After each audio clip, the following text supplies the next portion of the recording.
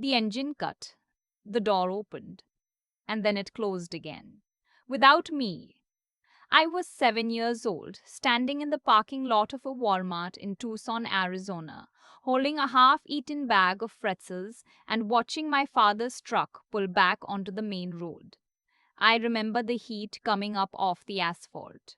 I remember a shopping cart rolling slowly past me, pushed by nothing but wind.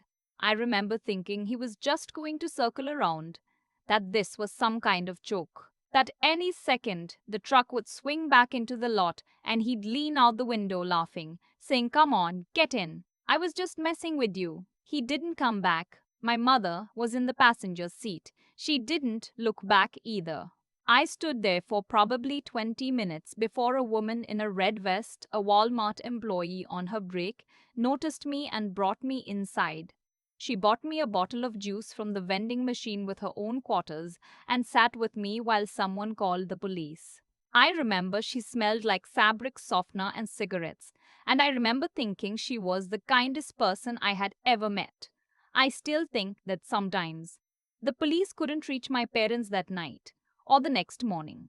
By the time a social worker arrived, it had been almost 30 hours. I was placed with my aunt, my father's younger sister, who lived 40 minutes outside of town in a small house with a big yard and a dog named something I can't remember anymore.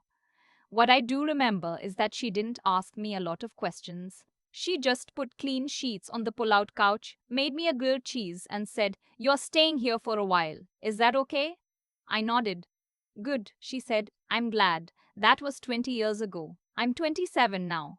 I have a one-bedroom apartment in Portland, Oregon. I work as a licensed practical nurse at a pediatric clinic, and I've been at that job for 4 years and have never once been late. I have a savings account and a small retirement fund and a very old cat named Biscuit who sleeps on my face every night and whom I love more than most things on this earth. My life is not dramatic. It's not glamorous. It's just mine, and I built every corner of it from scratch. And for a long time, I thought the story of where I came from was something I would carry quietly, privately, without ever having to revisit it.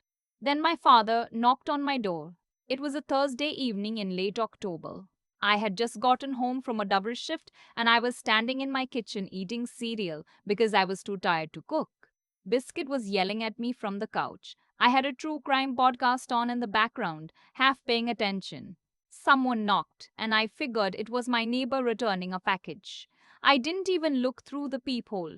I just undid the deadbolt, opened the door, and there he was. He looked older, thinner. He had the same jawline, the same posture.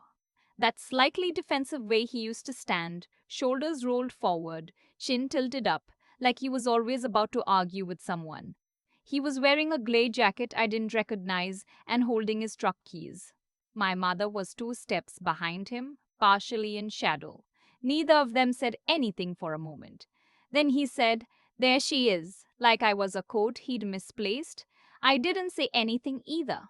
I stood there with my hand on the door, completely still. The way your body goes still when it's trying to figure out if what you're seeing is real. 20 years. 20 years, and he was just standing there, on my porch, in Portland. "How did you find me?" That was the first thing I said. Not hi. Not what are you doing here. Just that. He shifted his weight. Said a friend of a friend had mentioned I was working at a clinic up here. That it wasn't hard to find. That these days everything is connected.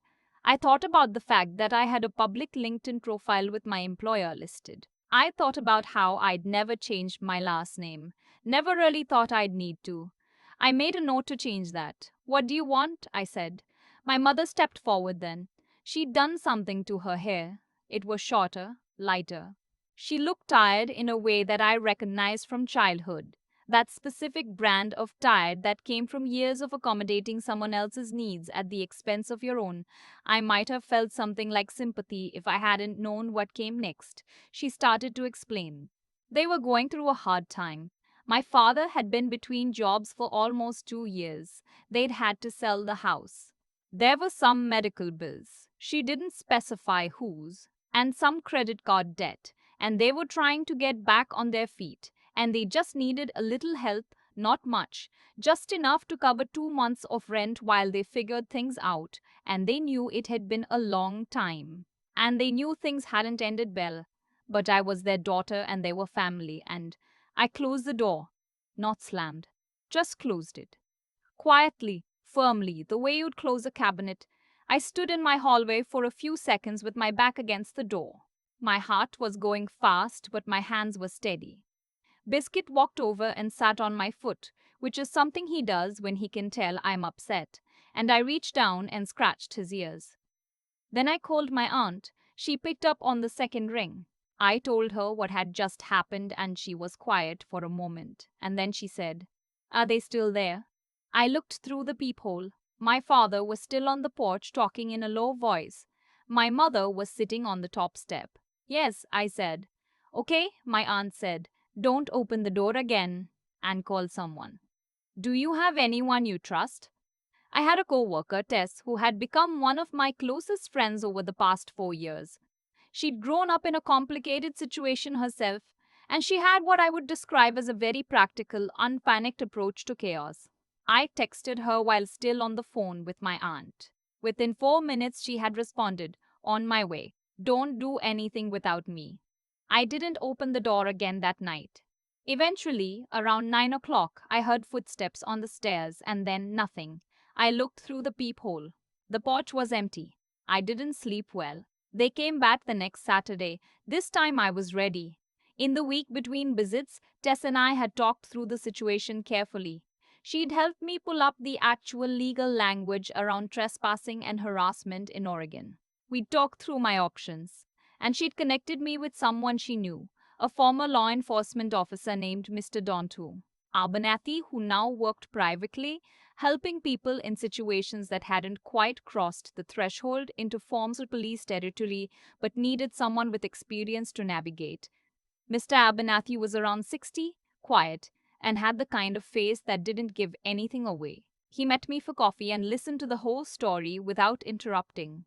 When I finished, he said, "First things first, you need to document everything." He walked me through setting up a simple doorbell camera, the kind that records and stores footage, and advised me on exactly what to say if they showed up again, and exactly what not to say. "Don't engage emotionally," he said. "Don't explain yourself. Don't apologize. And if they return after you've told them clearly to leave, call the police immediately. That's trespassing." He also asked me something that I hadn't expected. "Have they made any specific financial demands in writing? Text, email, anything?" I checked my phone. My mother had texted me the previous week. I'd forgotten. In the shock of everything that she'd found my number somehow, the text said, "Sweetheart, we just need 2 months. $30,200 would cover everything. We'll pay it back, I promise. Please." She'd sent it at 11:47 p.m. I showed Mr. Abernathy. He photographed it. "Good," he said. "Keep everything." When they knocked that Saturday, I was calmer than I expected to be. Tess was in my apartment. Mr. Abernathy was parked on the street 2 blocks down. Not intervening, just present. Available. I had my phone in my hand. I looked through the peephole first. Both of them. Same as before. I opened the door but left the chain on just wide enough to speak, not wide enough for anyone to push through. My father started talking before I could. Something about giving it some thought, about wanting to do this right, about family meaning something even when things had been hard. He used the word reconnect. He used the word healing. He said he knew I'd had a rough start, and he was sorry about that. He truly was, but life was complicated, and he hoped I could find some forgiveness in my heart. I let him finish. Then I said, "I want you to hear me clearly. You left me in a Walmart parking lot when I was 7 years old. You did not call, write, or make any attempt to reach me for 20 years. You are not here because you want a relationship. You're here because you need money. I'm not going to give you any. And if you come back to this address again, I'll call the police and report it as trespassing." My mother made a sound. Not quite a word. Something between a gasp and a protest. My father's expression changed. The warmth dropped out of it completely, and what was underneath was something familiar. That flatness I'd seen as a child.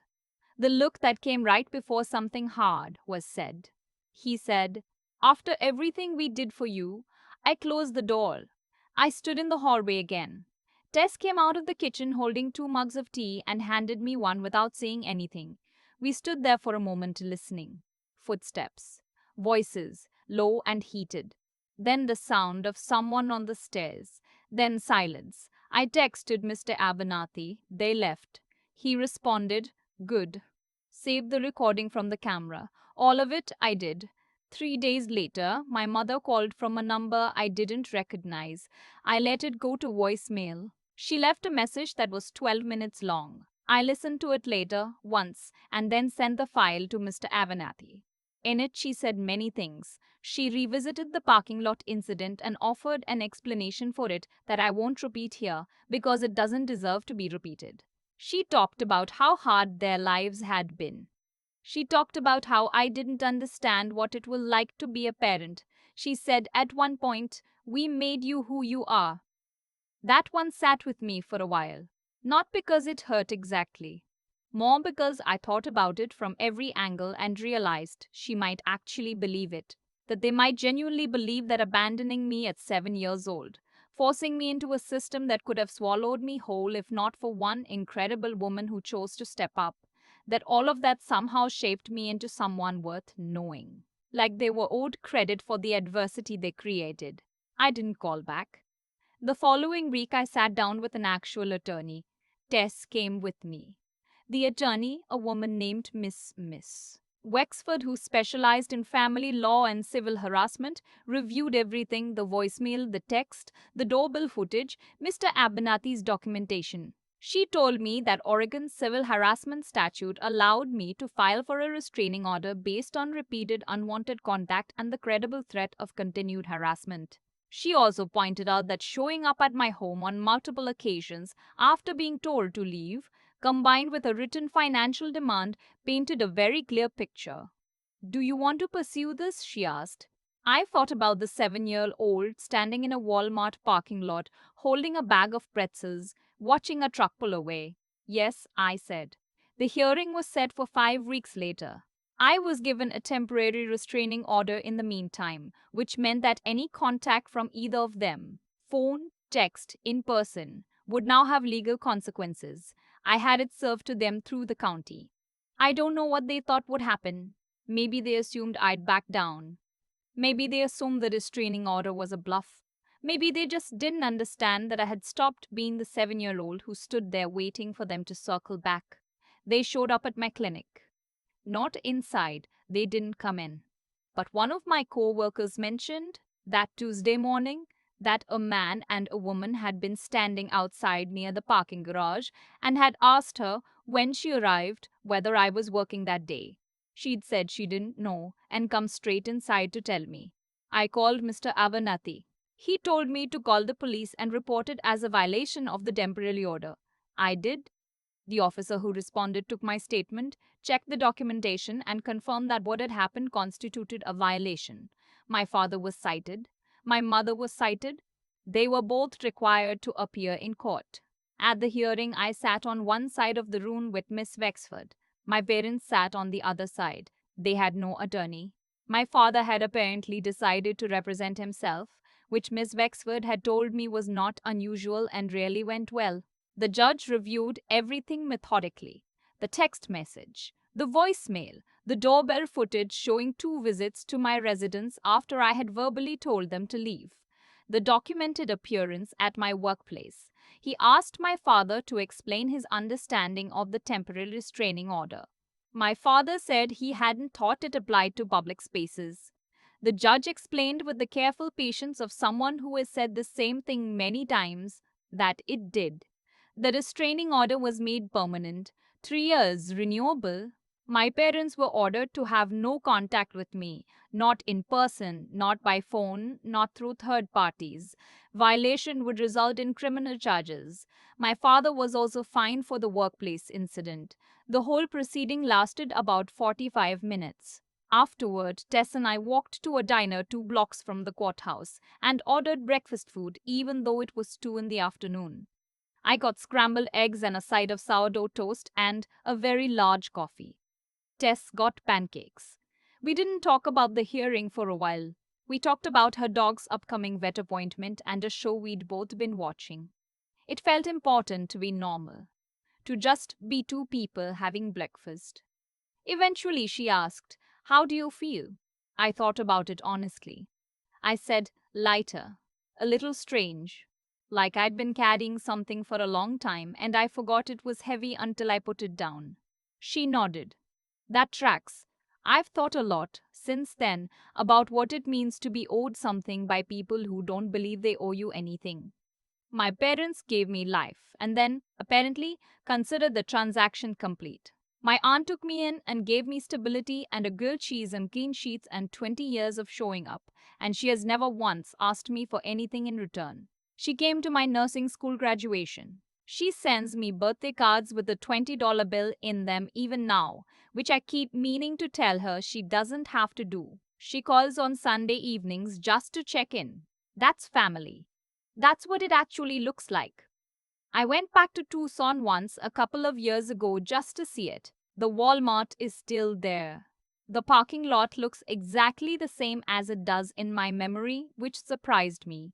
I think I expected it to look smaller or different, the way places from childhood often do. But it was just a parking lot. Asphalt and shopping carts and the flat Arizona heat pressing down on everything. I stood there for a few minutes. I didn't feel devastated the way I thought I might. I mostly felt the distance. Not just the 20 years, but the distance between who that little girl was and who I am now. She needed someone to come back for her. I didn't need anyone to come back. I had learned a long time ago to find my own way home. I got back in my car, turned the AC on, and drove to my aunt's house. She made spaghetti for dinner, and we watched a movie she'd already seen 3 times and laughed through all the same parts. Biscuit, who had made the trip with me in a carrier he despises, had claimed her couch entirely and refused to move. My aunt looked at him, then at me, and shook her head and smiled. "He's something else," she said. "Yeah," I said. "He is. Some things that are left behind find their way to better places. Sometimes the best thing that ever happened to you started as the worst thing someone else was willing to do. I don't say that to excuse them. I say it because it's true and because the story doesn't end in that parking lot. It ends here, in a kitchen with someone who chose me, eating spaghetti on a Tuesday, with a ridiculous old cat asleep in the next room, and a life that is entirely, finally, my own. I'm robbed at that parking lot more times than I can count. Not always with pain. Sometimes just with a strange, quiet clarity, like looking at an old scar and remembering it used to bleed. What I keep coming back to is this: the choices my parents made didn't just affect that one afternoon, they set something in motion. Every action has a weight to it, and that weight lands somewhere. Sometimes years later, sometimes in a courtroom, sometimes in the face of a daughter who figured out how to build a life without you, and then had to explain to a judge why you shouldn't be allowed near it. That's not fate. That's just how things work. You do what you do, and eventually the world balances the ledger. I'm not angry anymore.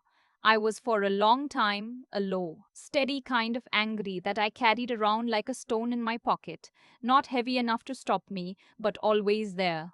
What helped wasn't forgiveness in the way people talk about it, like it's something you owe someone.